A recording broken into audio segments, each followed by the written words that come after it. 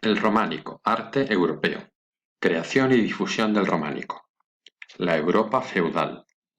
Los estados que los pueblos germánicos fundaron en la mitad occidental de Europa se fueron debilitando y atomizando, en un proceso de pérdida de poder de los reyes que desembocará en el feudalismo, la estructura política, social y económica propia de la Edad Media. El feudalismo se caracteriza por lazos de fidelidad y vasallaje entre un señor y un súbdito, que se somete al anterior a cambio de protección, y está obligado a una serie de prestaciones personales y económicas. La sociedad se divide en tres grupos sociales, o estamentos, cerrados y con leyes propias, de los cuales dos son privilegiados, la nobleza y el clero, que no pagan impuestos y ejercen el poder, y un tercero llamado tercer estado o pueblo llano, que no tiene ningún privilegio, mantiene con su trabajo a los otros dos y está alejado de los círculos de poder. Al principio, el tercer estado estuvo compuesto en su mayor parte por campesinos, pero a lo largo de los cerca de 1000 años que dura la Edad Media se revitalizarán las ciudades y surgirá una nueva clase social, la burguesía, que, agrupada en gremios, se dedicará a labores artesanales y comerciales, y con el tiempo irá acaparando poder económico y social. Esta visión tripartita de la sociedad tendrá también reflejo en el arte. Durante el feudalismo, las rutas comerciales se colapsan y los intercambios cesan casi por completo, de manera que el comercio tiene un corto radio de acción al no haber autoridad de ningún tipo que garantice la seguridad de dichas rutas. Las monarquías dejan de tener un poder efectivo, pese a ejercer nominalmente su soberanía, y son los señores de cada región o comarca los que dictan y ejecutan su propia ley. El cristianismo medieval y su influencia en el arte. El milenarismo y las rutas de peregrinación. Según el Apocalipsis de San Juan, escrito en el siglo I, tras 1000 años desde la aparición de Cristo, Satanás sería dejado en libertad sobre la tierra y se desencadenaría la batalla entre el bien y el mal. Cristo volvería a la tierra, venciendo al diablo, y se produciría una etapa de dicha tras el juicio final. Muchos cristianos medievales pensaron que en el año 1000 llegaría tal juicio final, por lo que se vieron llamados a la purificación de las almas, a la fortaleza de la fe y a la preparación espiritual para la segunda venida de Cristo.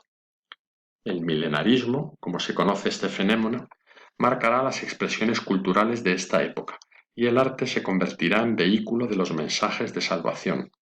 La rica iconografía apocalíptica se popularizará a través de la pintura y la escultura, sobre todo en relieve, que cubrirá los muros de las iglesias y se convertirá en una verdadera guía simbólica para los fieles. Del mismo modo, inspiró una amplia gama de manifestaciones piadosas, como procesiones, penitencias o expiaciones, con el fin de llegar preparados a dicha cita. Peregrinaciones, jubileos y perdones generales serán habituales en todo el occidente medieval dentro de este contexto. El culto de las reliquias fue otra práctica relacionada con el temor al juicio final desde los orígenes del cristianismo. Las reliquias se definen como los restos de los mártires o los santos, ya sean corporales, como los huesos, el cabello o incluso tejido orgánico, u objetos asociados con el santo en cuestión de su martirio. Se guardaban en recipientes especiales, los relicarios, y se colocaban en las iglesias bajo el altar o en una capilla para que los fieles los veneraran y participaran de la santidad y gracia ligadas a estos restos. Estos cultos se popularizaron inmensamente durante la Edad Media.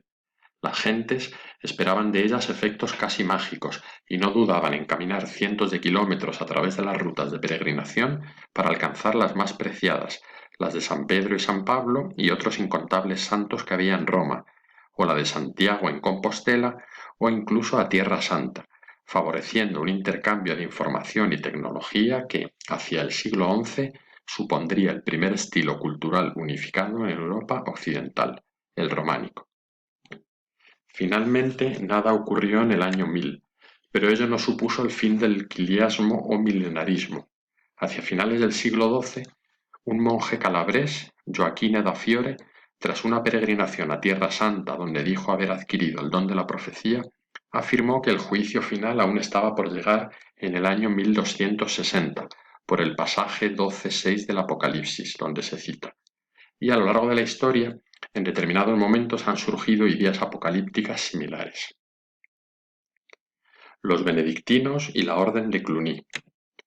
Los benedictinos, frailes del hábito negro, son una orden monástica fundada en el siglo VI por San Benito de Nursia en Montecassino, Italia, cuyo lema Ora et labora dice mucho sobre su personalidad y sus ansias de renovación espiritual en un periodo en el que la Iglesia era una institución poderosa y rica.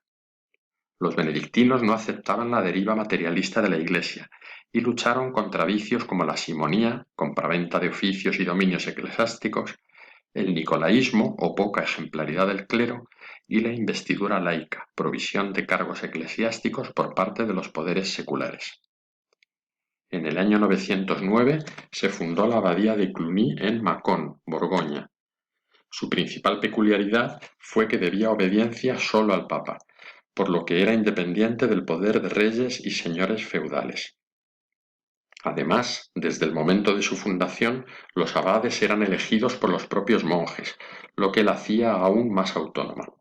Pronto esta abadía benedictina fue ganando prestigio, y sus monjes y abades se convirtieron en consejeros de los principales nobles y príncipes, atrayendo donaciones y fundando nuevos monasterios, de tal manera que hacia el siglo XII llegó a tener bajo su influencia más de 2000 casas por toda Europa, tanto prioratos como abadías subordinadas. Estas casas pagaban a la casa madre de Cluny un censo anual, lo que la hizo riquísima. Cluny extendió por toda Europa no solo sus presupuestos morales y religiosos y de la Reforma gregoriana, sino que además difundió y unificó el arte románico, pues sus prioratos y abadías solían reproducir en sus monasterios la planta, ornamentos, iconografía y sistemas constructivos de la abadía de Cluny, cuyas ampliaciones se conocen como Cluny II y Cluny III. Esta había llegado a ser a lo largo de 3 siglos el edificio religioso más grande de Occidente, hasta la reconstrucción de la Basílica de San Pedro de Roma en 1506.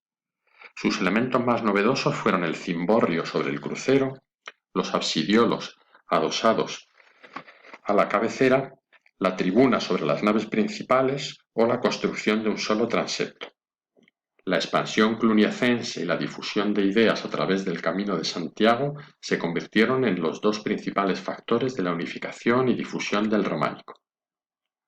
En el siglo XII, Cluny era tan poderosa que empezará a perder sus señas de identidad. Algunos benedictinos intentarán recuperar el espíritu ascético primigenio. El más importante de ellos fue Bernardo de Claraval, que fundó la Orden del Císter, cuyas iglesias, firmes y desornamentadas, fueron el germen del posterior arte gótico. Características de la arquitectura del románico. El románico es un arte cristiano y el primero estrictamente europeo. En cada lugar de Europa se desarrolló una variedad peculiar, pero en general posee una serie de características comunes. En cuanto a la arquitectura románica, encontramos las siguientes. Se usa el pilar, bien de sección cuadrada o bien cruciforme, o con columnas adosadas, y la columna con capitel bizantino labrado, que pierde las proporciones clásicas. Se trata de un capitel troncopiramidal o troncocónico, que soporta casi siempre el llamado cimacio. Los edificios, esencialmente monasterios, iglesias y catedrales, se construyen con gruesos y robustos muros, de piedra sillar cuando la economía lo permite, y se cubren con bóvedas. La planta de cruz latina se impone en iglesias y catedrales con su valor simbólico de aludir al patíbulo donde murió Jesucristo. Sus partes tomarán las del crucifijo, cabecera, brazos y pies. Esta planta es además de estructura basilical, con nave central y a veces 2 o más naves laterales, con nártex a los pies, transepto y uno o varios ábsides en la cabecera, generalmente semicirculares y cubiertos con bóveda de cuarto de esfera. El crucero, donde se cruzan transepto y nave central, se cubre a veces con una cúpula sobre pechinas o sobre trompas, y sobre él se suele levantar el cimborrio. Se usan el arco de medio punto y las bóvedas de cañón, reforzadas por arcos fajones en la nave central de los templos, y de arista en las laterales, apoyadas en gruesos muros apuntalados por contrafuertes o estribos, que coinciden con los arcos fajones. Los arcos que separan las naves se llaman formeros, siendo a veces peraltados o realzados. Los arcos perpiaños son los que siguen una dirección perpendicular a las naves, enmarcando bóvedas de arista. Es una arquitectura masiva, poderosa, de estrechos vanos e iluminación escasa. Al exterior su apariencia es muy plástica. Abunda la decoración a base de arquillos ciegos, columnas adosadas, aleros apoyados en modillones de rollos, ajedrezados, bandas lombardas, canecillos, etc. Las portadas son abocinadas, con jambas y arquivoltas que se suelen labrar, y un tímpano semicircular sobre la puerta, sustentado por un pilar llamado parteluz. Los paramentos se cubren de enlucido y se pintan por completo. La escultura y la pintura se subordinan por completo a la arquitectura. Las iglesias suelen poseer torres campanario, a veces exentas, otras veces aparece la espadaña en la fachada principal para las campanas. También se construyeron castillos románicos, como el de Loarre, en Huesca, muy masivos, sin apenas vanos y con planta cuadrada, y una torre del homenaje. Las iglesias de peregrinación. La religiosidad milenarista se tradujo en el auge de las órdenes monásticas y en la edificación de imponentes iglesias que guardaban reliquias importantes. Estas iglesias solían ser objeto de peregrinación por parte de los cristianos de todo el orbe, que acudían para redimir sus pecados u obtener gracias. Las iglesias de peregrinación eran construidas por cuadrillas itinerantes que se desplazaban de obra en obra, lo que hizo posible la difusión del románico por toda Europa. Así encontramos muchas de ellas a lo largo de vías importantes como el Camino de Santiago, y la gran afluencia de peregrinos dio lugar a una tipología especial de iglesia cuyas dimensiones y distribución la conciliaban con su realidad como templo, en el que se oficiaban misas. Por ello, se construye un segundo piso sobre las naves laterales, llamado tribuna, con ventanas que dan al interior, el llamado claristorio, que preludia el estilo gótico. A los pies suelen tener torres campanario flanqueando la portada principal y girola o deambulatorio con absidiolos en la cabecera, que alojan capillas con diversas advocaciones. Las naves laterales continúan en el transepto y forman un circuito con el deambulatorio, de manera que los peregrinos no tienen por qué interferir con las misas que se celebran si no lo desean. El transepto tiene en su nave central la misma altura que la nave principal. Poseen un amplio cimborrio, con cúpula o en forma de alta torre. Suelen tener una cripta donde se conservan las reliquias. Los monasterios románicos. Coincidiendo con el auge del milenarismo, la vida monástica, considerada la forma idónea de prepararse para la santidad, alcanzará un periodo de esplendor.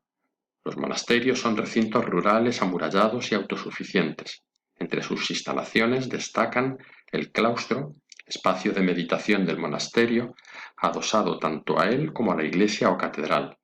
Solía tener un jardín interior cuatripartito, con un gran árbol, un pozo o una fuente en su centro, y una galería porticada a su alrededor. Suele tener una decoración escultórica cubriendo tanto pilares de las esquinas como los capiteles de las columnas que lo soportan, a veces geminadas. A su alrededor se distribuía el resto de estancias. La sala capitular, donde los monjes se reunían para orar y leer capítulos de la regla, conjunto de normas que rigen una comunidad monástica. El dormitorio se sitúa sobre la sala capitular, con acceso a la iglesia. La biblioteca y el scriptorium se situaban casi siempre en el piso superior para aprovechar la luz. El refectorio o comedor comunal, situado al sur junto a la cocina, en el extremo opuesto de la iglesia para evitar incendios. Una de las tareas que se llevaba a cabo en los monasterios era la copia y confección de códices. La mayoría eran para consumo interno, como los salterios, pero también se copiaban libros de la más diversa temática y procedencia, gracias a lo cual hoy día podemos disfrutar de algunos clásicos grecorromanos. El paradigma de monasterio medieval románico es el edificado en Cluny. Hacia 1160 ya alcanzaba todo su esplendor, con una iglesia muy desarrollada, del tipo de las de peregrinación, un amplísimo claustro y una serie de dependencias para monjes y legos.